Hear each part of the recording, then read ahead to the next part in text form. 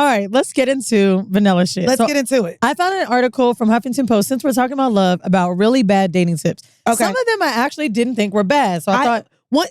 It's you funny, looked at it? Because of course I did. I thank you for the outline. You know I like to get ahead of the curve here.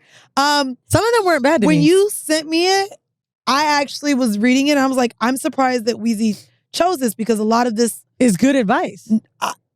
I didn't think so, but I thought you would think so. So I was like, this is about to contradict her whole horrible decision outline. So I'm curious as to why you don't think these are good tips. Because I agree with these being bad advice. Okay, some of them are bad, some of them are not, I thought. I'm a mix. I would like to know which ones you think are not. So let's go through it. Because I read this and I was like, feel free to jump in. Please, Wolf, jump in. Because you a little... So we ain't even going to call you a hotel basically, no more, but you got your different views. They're saying that this is quote unquote bad advice that readers said they've received or come across. Yes. Sent in. So real quick, Wolf in the audience, these are things that they consider to be bad advice when dating. First quote, it will happen when it's supposed to happen. A psychologist in the Bay Area says, just waiting for it to happen is bad advice. The truth is, everybody has a busy life. Finding the right person requires kissing a lot of frogs. Don't expect love to come to you. Go find it. I feel 50-50. Okay. You can't sit in the house and expect to find love. But I think when someone's on a super prowl, I don't think you find it. I don't think that this is, I don't think this is bad advice. I do believe, again, you're not going to fall in love with your Uber Eats delivery person. Like, you're not just going to come to your doorstep. It's not like yeah, I don't think this is waiting for love to happen is okay. You got to live your life. Yeah. I just think maybe that has to do with people that just sit around. A homegirl just came to visit me this weekend and she's gorgeous. Okay, like I literally was saying to her when we were out, she's like, yeah, I mean, I've just been taking care of my daughter. I've been home. I really don't go anywhere. I just kind of date on vacation when I'm in New York, LA, or the Bay. And I'm like, what? The fuck? How? She's like, I just don't. She's living in Charleston, South Carolina. Shout out to Erin. She's like, I'm home. I'm like, Erin, but you've got to go and date. Mm-hmm. Like, why are you not dating? Does she want someone right now? I think she's interested in dating, but she just feels like it's not there. But she dates. So that's the other thing, in New York, LA, or the Bay. Right, but that's dating. I think that's the thing, and that's where I'm at right now. Like, I'm in a rut. Like, the idea that I'm considering poly, I don't know what a relationship looks like. I don't know what I think would make me happy with another person right now. So I'm just enjoying being around people when I am around them. I'm not actively looking for a relationship right now. And maybe that's where she's at. Well, I just mean that if you would like a partner, which she's expressed that she would, you know, like my man. Oh, I would like one, but he was like, why aren't you at least going to some bars and meeting people in the area and doing something? And I think it's the notion that, right, she's a girl from the Bay, lived in New York. Now that she's in Charleston, she's like, but it's not those places. But I don't think that doesn't mean that they're not there. Right. So I think people in smaller cities feel like if they go out, they're going to run into the same people, which I can empathize with. So if that's any of y'all listening, I think that may not necessarily be the way to go. I think you can still connect with people. Listen, just like her, if she walked into a bar, a nigga wouldn't expect a girl like that coming in like, damn, why hasn't she been out? A lot of people don't be out in the streets. Yeah. So go find your nigga. What's other bad advice? Create a list of what you want. Someone said, I've heard this far too often. People think creating a specific list will help them find love that's compatible. My experience is the opposite. And it is important to have a general idea for red flags, but my best relationships emerged with people who were so different from what I thought I was looking for. That is from a pastor. You already know I think that's bad advice. Creating a list? Yeah. I like it. I'm sure you do. I like creating a list too. too. You witchy ass, hotepy ass, let me follow the signs and stars and moons and universe ass people. Let me ask you this, Mandii. What? Have you ever created a list of what you want for your life? 5-year plan, money? I mean, I'm not going to lie. Where I'm at right now, I mean, Goals. It changes, but even like the vision board thing, I'm not really into that anymore either. Like, I think it changes so much for me. Like, where if I wrote a list a year ago of what I want, I think that list would look completely different today. So to me, I'm in a place where I'm ever changing, ever evolving, being in therapy. And I think with this podcast and being around all these different people, my eyes and heart and ears and pussy is open to so many new things that I think a list would limit me. So I think what's crazy about the list thing, I said it on Horrible in the casting call, like, yeah, I want this, I want this, I want that. And I really did get it.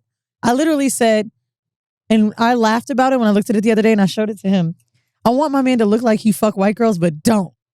And literally, I feel like everybody thinks that when they see a dude with gauges or piercings or whatever, right? A black man.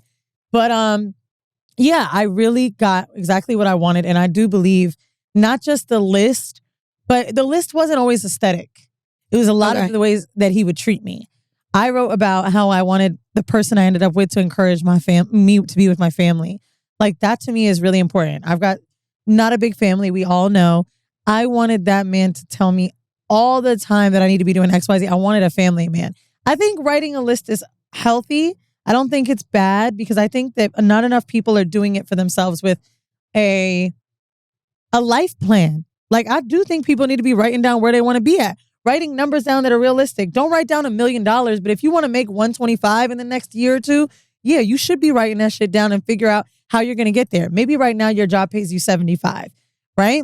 How are you going to get this other 50? Talk about the side gigs you need to do, what creatively you should be tapping into, what are the remote jobs, whatever it is, asking for a raise. If we're not putting that pen to paper, sometimes I don't think we really believe shit gonna happen. Okay. You know? I feel like you've and I have talked about doing that though. But I'm not doing that with love or a nigga. Oh, bad advice. No one wants to date someone with a child. Definitely bad advice. Bad advice. That's bad advice. I think that's fucking terrible. I do think that's bad advice. It says movie first dates are okay. I think that is bad advice. Agreed. I don't think that a movie date with your big ass age, like, again, all we do is talk about the need to communicate.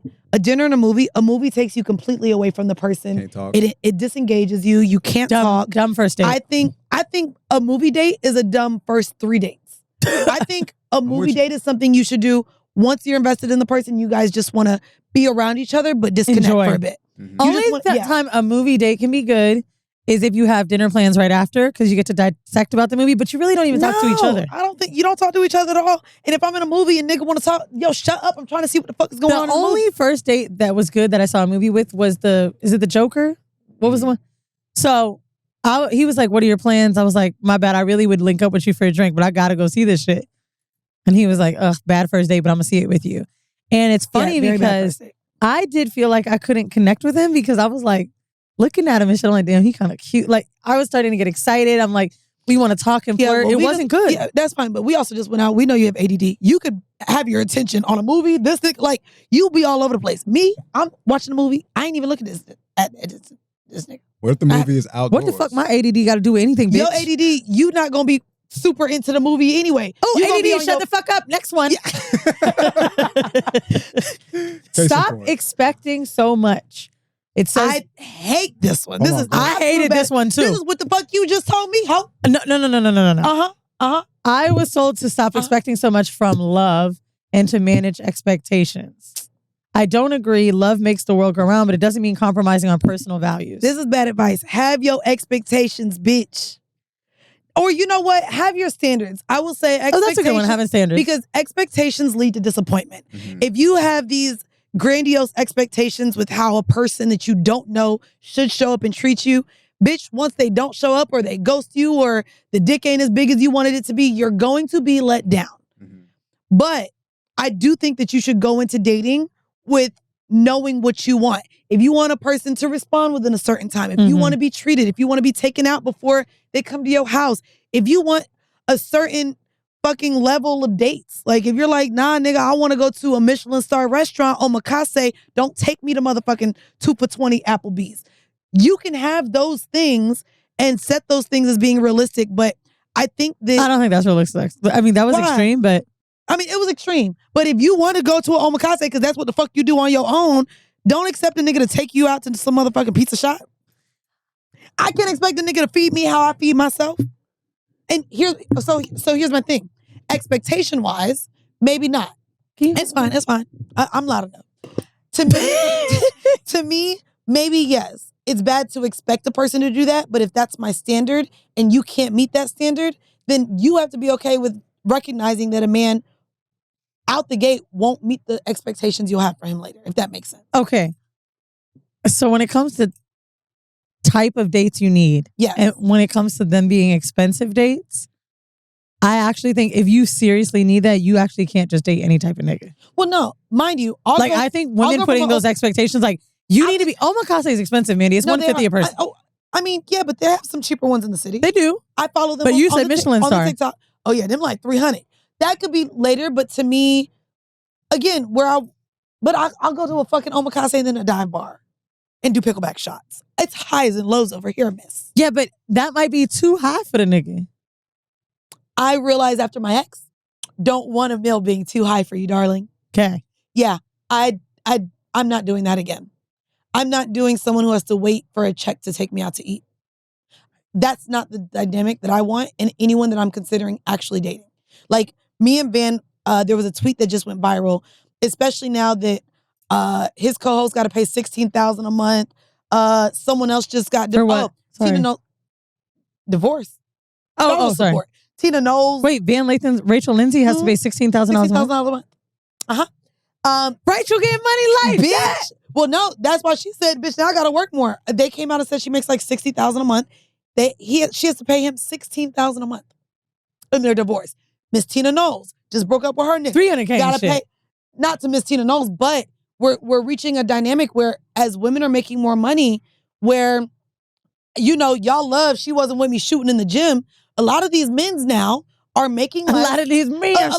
A lot of these men's now are coming after the pockets. Look what even Iman was trying to ask from Tiana Taylor. Yeah, like, there's a lot of Iman was trying to get money from Tiana? Yeah. Yeah. I don't know. He's trying to get deep into that music money. Trying to get deep into the bag. So like, and they're no longer wanting to pay like, so where the women are now outperforming or out. Does he not play basketball anymore? No, he ain't played for about 4 or 5 years. Like, it's getting to a point where women are out earning, looking for partners that love them. They're getting married, and then these niggas is like, spousal support me, baby. Take care of me now. Bruh. So I'm not to the point where, though I don't want marriage, I'm no longer in a place, and me and Van agreed, one notch, like tax bracket wise, maybe one above or one below. I'm not dating somebody that makes a lot less than me. And when me and him were dating, he's a retired person who made what he made. I made 5 times his income. Not happening anymore. No, not doing it. I'm not subjecting myself to, and this is what it was in that relationship. Bitch, if I wanted to go to town, I was paying the bill. Like, he didn't believe in spending $200, $300, $400 on a meal. That's the food I like. And so if I wanted it, I brought him to experience what I like. I'm not doing that no more. I want a nigga like what you said you enjoyed a little bit with your ex, was that y'all were on the same bougie level. Y'all could both afford the things that y'all like to do. That's where I'm at. You know, and that's all I'm accepting. It's crazy because in my relationship now, we're eating out lavish once a week and regular once a week. I'm fine with that. And I was like, I can do this forever. I hope you can do this forever, nigga, because I can do this forever. Yeah. So, and we pick our meal, you know what I mean?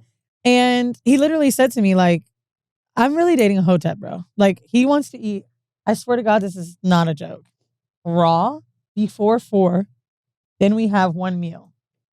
I am tired of dating Wolf. Like, in the mornings, it's fruits or nuts or whatever. It's raw food. And then one meal. Like, every time we see an older black couple, he's like, that's what we're going to look like, babe. Like, you see how they look? Like, that's what we have to look like. Like, we must be healthy. We must stay healthy. Sick of it. But, girl, let me tell you something. I hope he's not watching this. My homegirl was staying with me for like a month and a half, right? And normally he'll stay over on the weekend. And we see each other once a week. I mean, during the week. Every time he leaves, and I didn't know I was doing this, Mandii.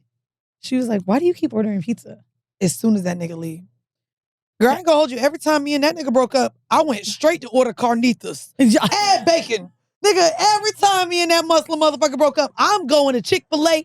Give me the carnitas. So we're coming to this thing now of like, what the fuck are we gonna do, bitch? Because we know you eat too much. So when we went out to eat last night, we went to Blue Ribbon and we ordered, the omakase and shit.